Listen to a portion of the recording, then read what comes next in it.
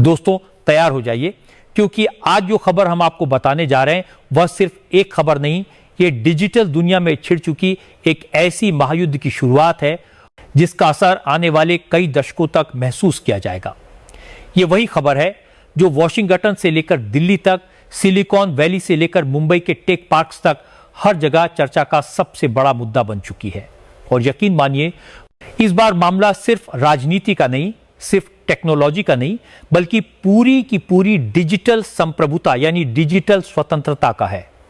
America, जो दशकों से दुनिया के डिजिटल साम्राज्य का बादशाह बना बैठा था, जिसने अपने गूगल, फेसबुक, इंस्टाग्राम, ट्विटर और व्हाट्सएप जैसे हथियारों से पूरी दुनिया को अपनी मुट्ठी में कैद कर रखा था, आज पहली बार किसी ने उसकी नींव हिला दी है।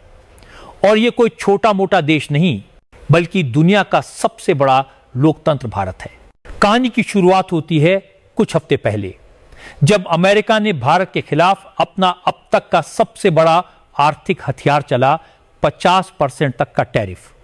अमेरिका को लगा कि यह कदम भारत की अर्थव्यवस्था पर सीधा दबाव डालेगा, भारतीय कंपनियां घुटने टेक देंगी और भारत सरकार उनके आगे झुक जाएगी।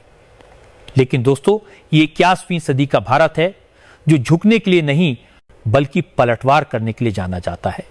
और इस बार पलटवार इतना जोरदार था कि व्हाइट हाउस में बैठे सलाहकार भी हैरान रह गए।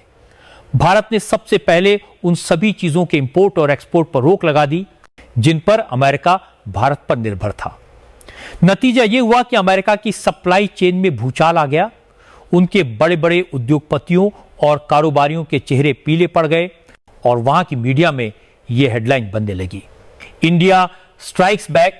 लेकिन असली खेल तो इसके बाद शुरू हुआ। दोस्तों, यह तो सिर्फ झड़प थी। असली युद्ध का ऐलान तो तब हुआ जब भारत ने डिजिटल मोर्चे पर हमला बोल दिया। आज से पहले तक आप और हम सुबह आंख खुलते ही सबसे पहले जिस चीज का इस्तेमाल करते थे वो था गूगल, फेसबुक, इंस्टाग्राम, व्हाट्सएप या ट्विटर। हमारे बच्चों के होमवर्क से लेकर हमारे बिजनेस प्रोजेक्ट तक, हमारी हर छोटी बड़ी जरूरत के लिए हम इन्हीं अमेरिकी प्लेटफॉर्म्स पर निर्भर थे और यही निर्भरता अमेरिका का सबसे बड़ा हथियार थी। हमारा हर सर्च, हर मैसेज, हर तस्वीर, हर वीडियो, सब कुछ अमेरिका के सर्वर्स पर जाता था। हमारी पसंद नापसंद, हमारा सोचने का तरीका, हमारी खरीदने की आदतें, सब कुछ अमेरिका के पास दर्ज होता जा रहा था। भारत की 99% आबादी इन अमेरिकी डिजिटल सेवाओं का इस्तेमाल कर रही थी और इसके बदले अमेरिका अरबों खरबों डॉलर कमा रहा था। लेकिन अब भारत ने ठान लिया है, अब और नहीं। और इसी संकल्प का नतीजा है कॉमेट। जी हां दोस्तों, भारत ने अपना खुद का स्वदेशी गूगल लॉन्च कर दिया है और इसका नाम है कॉमेट। यह सिर्फ एक सर्च इंजन नहीं, बल्कि भारत का डिजिटल ब्रह्मास्त्र है। कॉमेट की ताकत का अंदाजा आप इस बात से लगा सकते हैं कि लॉन्च के पहले ही 24 घंटों में इसे दुनिया के 100 देशों में डाउनलोड किया गया और यह डाउनलोड रिकॉर्ड तोड़ गया। जैसे ही इसकी खबर फैली, सिलिकॉन वैली में आपात बैठकें होने लगी, अमेरिकी टेक कंपनियों के शेयर गिरने लगे और अमेरिका के टेक जर्नलिस्ट ने खुलकर कहना शुरू कर दिया कि गूगल की बादशाहत खतरे में है। कॉमेट में वो सारी खूबियां हैं जो किसी भी आधुनिक सर्च इंजन में होनी चाहिए, बल्कि उससे भी ज्यादा सबसे पहली और सबसे बड़ी बात, आपका डेटा अब भारत में रहेगा। न चोरी, न जासूसी, न सेंसरशिप। जो कुछ आप कॉमेट पर सर्च करेंगे उसका रिकॉर्ड सिर्फ भारत के सर्वर पर होगा और उस तक पहुंच सिर्फ अधिकृत भारतीय अधिकारियों को ही होगी। दूसरी बड़ी खासियत, ये 23 से ज्यादा भारतीय भाषाओं में उपलब्ध है। अब इंटरनेट सिर्फ अंग्रेजी जानने वालों का अधिकार नहीं, बल्कि हर भारतीय अपनी भाषा में इसे इस्तेमाल कर सकेगा। तीसरी और सबसे खतरनाक ताकत, कॉमेट पूरी तरह एआई यानी आर्टिफिशियल इंटेलिजेंस से लैस है। यह आपकी पसंद नापसंद को सीखेगा, आपके लिए खुद से कंटेंट ढूंढेगा और आपको ऑडियो वीडियो के जरिए उसी भाषा में जवाब देगा जिसमें आप चाहेंगे। सोचिए, आप अपनी मातृभाषा में बोलकर कोई सवाल पूछते हैं और कॉमेट आपको उसी भाषा में जवाब दे देता है, वो भी सिर्फ टेक्स्ट नहीं, बल्कि ऑडियो और वीडियो में। यह सुविधा आज तक गूगल भी इस स्तर पर नहीं दे पाया है। और तो और, कॉमेट आपकी इंटरनेट डेटा खपत को भी कम करेगा, यानी आपका 1 GB डेटा पहले से ज्यादा चलेगा, जिससे गरीब से गरीब यूजर भी लंबे समय तक इंटरनेट का फायदा उठा सकेगा। यह कदम सिर्फ तकनीकी नहीं बल्कि कूटनीतिक भी है। ऐसा कदम पहले चीन ने उठाया था जब उसने गूगल, यूट्यूब और फेसबुक को अपने देश में बैन कर दिया और अपने प्लेटफॉर्म्स लॉन्च किए। वजह थी डेटा सुरक्षा और अमेरिकी जासूसी से बचाव। अब भारत ने भी उसी राह पर कदम रखा है, लेकिन अपने तरीके से। भारत सिर्फ अपने देश में ही नहीं बल्कि वैश्विक बाजार में भी कॉमेट को पेश कर रहा है। शुरुआती चरण में इसे 32 देशों में लॉन्च किया जाएगा, जिनमें ऑस्ट्रेलिया, इंडोनेशिया, अरब देशों के साथ कई अफ्रीकी देश शामिल हैं। अमेरिका पर इसका आर्थिक असर भी बहुत बड़ा होगा। गूगल, इंस्टाग्राम, व्हाट्सएप और ट्विटर के सबसे ज्यादा यूजर भारत में हैं। अगर भारत एक दिन के लिए भी इन सेवाओं को बंद कर दे तो अमेरिका को अरबों डॉलर का नुकसान होगा, और अगर कॉमेट ने इनकी जगह ले ली तो यह नुकसान रोज का हो जाएगा। लेकिन दोस्तों, कॉमेट सिर्फ शुरुआत है। भारत जल्द ही ट्विटर, इंस्टाग्राम और व्हाट्सएप जैसे ऐप्स के भी भारतीय वर्जन लॉन्च करने की तैयारी में है। यानी आने वाले वक्त में हमारा हर मैसेज, हर फोटो, हर वीडियो भारत के सर्वर पर रहेगा और भारत के कंट्रोल में रहेगा। और यही वजह है कि अमेरिका की नींद उड़ चुकी है।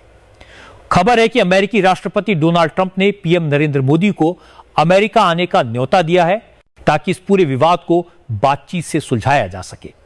लेकिन असली सवाल यह है, जब भारत इस समय डिजिटल मोर्चे पर जीत की स्थिति में है तो क्या उसे नेगोशिएशन में जाना चाहिए या फिर इस मौके का फायदा उठाकर अपनी डिजिटल आजादी को पूरी तरह स्थापित करना चाहिए? तो दोस्तों, इस पूरी कहानी का निष्कर्ष किसी साधारण घटना का अंत नहीं बल्कि एक ऐतिहासिक मोड़ का आगाज है।